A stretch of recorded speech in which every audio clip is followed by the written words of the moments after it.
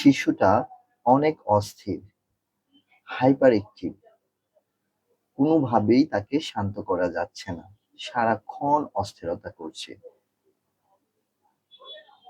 প্রিয় বাবা-মা, আপনার শিশু যদি হঠাৎ করে চিৎকার চেঁচামেচি শুরু করে দেয়, অনেক হাইপার অ্যাক্টিভিটি করে, হঠাৎ করে দৌড়াদৌড়ি করছে, লাফাচ্ছে, আত্মীয়র বাসায় নিয়ে গেছেন, খুব বিব্রতিকর একটা পরিস্থিতিতে পড়ে গেলেন। এটা সেটা ভেঙে ফেলছে বা বেয়ে, বেয়ে জানালার গ্রিল বেয়ে, বেয়ে উপরে উঠে যাচ্ছে। খুবই অ্যাক্টিভ একটা শিশু। চঞ্চলতা তার মধ্যে অনেক। বয়স অনুযায়ী সে অনেক অ্যাক্টিভ। জানবেন এটা কোনো আচরণের বা এটা আপনার প্যারেন্টিং এর কোনো ভুলের কারণে হচ্ছে না। এটা হচ্ছে সেন্সরি সমস্যার কারণে। জি, আমরা ব্রেইনের প্রসেসিং নিয়ে আজ কথা বলবো।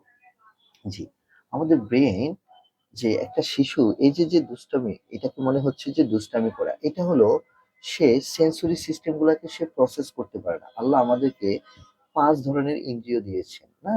এই যে চোখ, নাক, কান, জিহ্বা, ত্বক। এর বাইরেও আরো ৩ টা ইন্দ্রিয় আছে। একটার নাম হলো ভেস্টিবুলার, আরেকটার নাম হলো প্রোপ্রিওসেপশন, আরেকটার নাম হলো ইন্টারসেপশন। এই যে ভেস্টিবুলার কথা বললাম, এই যে প্রোপ্রিওসেপশন সিস্টেমের কথা বললাম, এই যে এগুলা কিন্তু খুব ইম্পর্টেন্ট একটা সেন্সরি সিস্টেম। যেমন কিছু শিশুর প্রোপ্রিওসেপশন সেন্সরি সিস্টেম বেশি উদ্দীপনা দেয় এবং এর ফলে সে কি করে প্রচুর লাফালাফি ঝাপাঝাপি শুরু করে দেয় কাম ডাউন করার জন্য। এবং কিছু শিশু অডিটরি ওভারলোড হয়ে যায়। এই যে বিভিন্ন জায়গায় গিয়ে আমরা বাচ্চাকে সামনে রেখে অনেক কথাবার্তা বলি, থেরাপি সেন্টারে কথা বলতেই থাকি। এর ফলে কিন্তু শিশুরা কি হয়? ওভারলোড হয়ে যায়। হ্যাঁ? অডিটরি ওভারলোড হয়ে যায়। এজন্য সবসময় আমরা বলি যে খুব একটা বেশি কথা না বলার জন্য শিশুর সাথে যখন আমরা থেরাপি সেশন গুলা করে থাকি। কিন্তু দুঃখের বিষয় হলো বেশিরভাগ সময়ই দেখা গেছে যে প্যারেন্টসদের বিভিন্ন উত্তর দিতে গিয়ে আমাদের অনেক কথা বলতে হয়। এতে শিশুর দেখা গেছে যে ক্ষতি হওয়ার সম্ভাবনা থাকে। তো যাই হোক, তো যেখানে ছিলাম যে শিশুর এই প্রোপ্রিওসেপশন এবং ভেস্টিবুলার এই সেন্সরি নিডের কারণে শিশুটার মধ্যে অস্থিরতা এবং চঞ্চলতাটা অনেক বেশি দেখা যায় এবং এভাবে যদি সঠিকভাবে যদি একটা অ্যাসেসমেন্টের মাধ্যমে শিশুর প্রোপ্রিওসেপশন এবং ভেস্টিবুলার সেন্সরি সিস্টেমটা খুঁজে বের করা যায়, তাহলে কিন্তু শিশুর 70% শিশু অনেক শান্ত হয়ে যাবে ইনশাআল্লাহ। তাহলে কি করবেন? ১ম যে কাজটা প্রোপ্রিওসেপশন এর জন্য সবচেয়ে ভালো হলো বাসায় যদি আপনার সম্ভব হয় একটা ট্রাম্পোলিন এর ব্যবস্থা করা। অথবা শিশুকে আপনি সিঁড়িতে ওঠা-নামা করাতে পারেন। শিশুকে হামাগুড়ি জাতীয় কাজগুলা করাতে পারেন। দয়া করে পানির বোতল ৫ লিটার, ৫ লিটার, ১০ লিটার, ১০ লিটার পানির বোতল ক্যারি করাবেন না। এটা কোন ধরনের কোন ওয়েট বেয়ারিং কোন কাজ না। কারণ শিশুদের শোল্ডার সাবলাক্সেশন হতে পারে। শোল্ডার ঝুলে যাবে, হাত ব্যথা করবে। দয়া করে এই কাজটা করবেন না বা কানে ধরে উঠবোস করাবেন না। ১০০ বার, ১২০ বার, ২০০ বার, ৫০০ বার। এটা খুবই টর্চারিং একটা জিনিস। এটা কোনো থেরাপি না। এটা পানিশমেন্ট।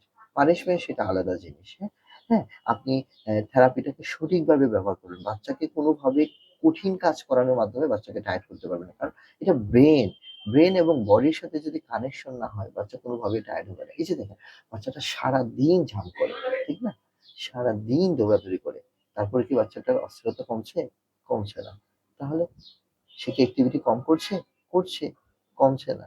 তাহলে যেটা হলো কানেকশন, ব্রেইনের সাথে যদি বডি অ্যান্ড ব্রেইন কানেকশন না হয়, ওয়্যারিংটা ঠিক না হয়, তাহলে বাচ্চাকে কোনোভাবেই শান্ত করতে পারবেন না। অতএব কঠিন কাজ করে ওই যে ১০০ বার উঠবস করা, হ্যাঁ? ৫ লিটার ৫ লিটার বোতল দিয়ে উঠানামা করা, এই ধরনের কাজের মাধ্যমে শিশুকে শান্ত করতে পারবেন না। যদি ওই সঠিকভাবে থেরাপির চিকিৎসাটা সুন্দরভাবে না দিতে পারেন। আরেকটা যেটা করতে পারেন, বিশেষ করে হঠাৎ যখন চিৎকার দেয়, এটা অডিটরি সেন্সরি সিস্টেমের একটা কারণে বাচ্চা হয়। ওভারলোড হয়ে যায়, ভেস্টিবুলার ওভারলোড হয়ে যায়। খুব ইম্পর্টেন্ট একটা জিনিস। ভেস্টিবুলার সেন্সরি সিস্টেমের মাধ্যমে অডিটরি সেন্সরি সিস্টেমকে অনেকটাই কন্ট্রোলে নিয়ে আসা যাবে। সেক্ষেত্রে আপনি বাসায় একটা দোলনার ব্যবস্থা করবেন। যেকোনো কাপড়ের দোলনা, জানালার পর্দা দিয়ে একটা দোলনা বানিয়ে ফেলতে পারেন। হ্যাঁ? বারান্দার মধ্যে একটু লাগিয়ে দেন। একটা দোলনা খুবই কার্যকরী একটা ভূমিকা পালন করবে আপনার শিশুর অস্থিরতা কমানোর জন্য, আই কনট্যাক্ট এবং স্পিচ ডেভেলপমেন্ট এর জন্য। আপনি চিন্তাও করতে পারবেন না। হ্যাঁ? হ্যাঁ? আপনি ৫ মিনিট, ১০ মিনিট, ১৫ মিনিট, ২০ মিনিট, ১ ঘন্টা দোলনা করাতে পারেন আস্তে। কিছু বাচ্চার ক্ষেত্রে ওরাল মোটর এক্সারসাইজ লাগবে, ব্রিদিং এক্সারসাইজ করতে হবে। হ্যাঁ? বিভিন্ন ধরনের ওরাল মাসাজ এক্সারসাইজ গুলা করতে হবে। সেগুলা আপনার নিকটস্থ একজন অভিজ্ঞ শিশু অকুপেশনাল থেরাপিস্টের শরণাপন্ন হয়ে আপনি জেনে নিবেন। কারণ তার অ্যাসেসমেন্টটা করাটা খুবই জরুরি। অ্যাসেসমেন্ট ছাড়া, পরীক্ষা ছাড়া, টেস্ট ছাড়া কোনো শিশুকে দয়া করে থেরাপি দেওয়া থেকে বিরত থাকবেন। কারণ থেরাপিটা মেডিসিনের মতোই, এটার সাইড ইফেক্ট আছে। আপনি জানেন না যে আপনার শিশুটার এটা হাইপার হয়ে আছে। আপনি জোর করে তাকে ওইটাই করালেন। আমার ভিডিও দেখে বা অন্য কোনো ভিডিও দেখে আপনি কি করলেন? বাচ্চাটাকে জোর করে একটা যে দোলনার মধ্যে বসায় ইচ্ছামত করাচ্ছেন। কিন্তু বাচ্চা প্রচুর কান্নাকাটি করতেছে। এটা তার জন্য ক্ষতিকর। কারণ ওই সময় তার জন্য দোলনাটা উপকারী না। সে অলরেডি হাইপার হয়ে আছে। যেমন আমরা যদি একদম গলা পর্যন্ত পানি খাই, রোজার দিনে যেটা হয়। তারপর যদি কেউ আমাকে শরবত দেয়, আমি খেতে পারবো? হ্যাঁ, খাবো, কিন্তু বমি করে দিব। ঠিক না? তো সেন্সরি ওভারলোড হয়। সেন্সরি ওভারলোডের সিস্টেমটা একমাত্র টেস্টের মাধ্যমে জানা যায়। অনেকের একটা ভুল ধারণা আছে আমাদের কাছে, আমরা কিন্তু টেস্টটা করি। এই টেস্টটা করতে গিয়ে আমাদের সময় লাগে, পরীক্ষা করতে হয়, অ্যাসেসমেন্ট করে দেখতে হয় বাচ্চাটার সমস্যাটা কি, সে অনুযায়ী বাচ্চাটার উপরে আমরা ট্রিটমেন্টটা প্ল্যান করি, প্রোগ্রাম রেডি করি এবং সেই অনুযায়ী বাবা মাকে প্রশিক্ষণ দিয়ে থাকি। তো এটা একটা সময়ের ব্যাপার। আপনি আসলেন ডাক্তারের মতো ২-৩ টা ওষুধের মতো ২-৩ টা থেরাপি লিখে দিলাম। এইভাবে আসলে প্র্যাকটিস করলে বাচ্চার ডেভেলপমেন্টটা খুব হবে না। বাচ্চাকে অবজার্ভ করতে হবে, টেস্ট করতে হবে, দেখতে হবে বাচ্চার সমস্যাটা কি। সেই অনুযায়ী বাচ্চার সমস্যাটা খুঁজে বের করতে হবে এবং ওই সমস্যাটার সমাধানের জন্য কি, কি ধরনের উপায় আছে সেগুলো রিসার্চ করে বের করে তারপর একটা প্রোগ্রাম দাঁড় করাতে হবে এবং সেটার উপরেই বাচ্চার প্যারেন্টসকে ট্রেনিং দিয়ে দিতে হবে। তাহলেই বাচ্চাটা কিন্তু সামনে আস্তে, আস্তে আগাবে। তো এইজন্যই আমি বলব যে এইজন্য মনে রাখবেন, যখনই কোনো বাচ্চা চিৎকার দিবে বা প্রচুর দৌড়াদৌড়ি করবে, এই জিনিসগুলাকে আপনারা সবসময় সেনসরির সাথে করবেন। এটা ব্যাড প্যারেন্টিং না, এটা তার আচরণগত সমস্যা না।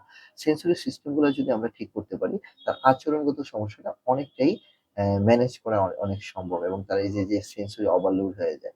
এটার জন্য আপনি কখন কি, কি ধরনের থেরাপি দিবেন, কিভাবে দিবেন সবগুলা আপনি আপনার নিকটস্থ একজন শিশু অপরিসর থেরাপিস্টের কাছ থেকে শিখে নিবেন। ভালো থাকবেন, সুস্থ থাকবেন। আসসালামু আলাইকুম ওয়া রাহমাতুল্লাহি